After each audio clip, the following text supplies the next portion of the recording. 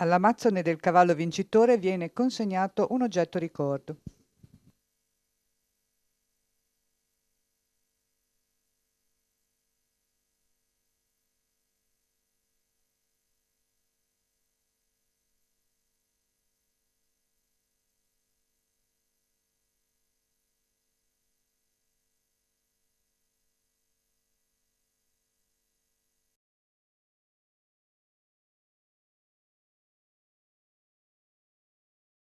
Si è conclusa anche la seconda corsa Amazzoni, siamo con la vincitrice che è Carlotta D'Agostino, che ha vinto in sulchi a zigzag OP. Ovviamente sono tornate anche le ragazze del football e le ragazze della mountain bike. C'è subito la parola a Carlotta. Carlotta, un commento sulla vittoria e anche su questa giornata, ricordiamo, dedicata allo sport al femminile.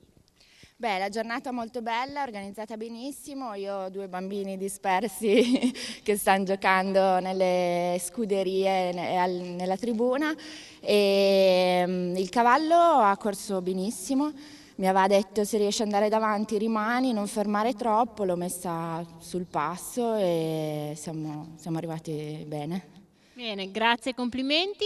Io ringrazio anche Michele Canali, vicepresidente di Ippogroup, per aver consegnato il premio offerto dalle Underdogs con questo casco, e adesso spazio alle foto di rito e poi diamo il benvenuto ai pony che sono già in pista pronti per la corsa. Quindi concludiamo le foto di rito.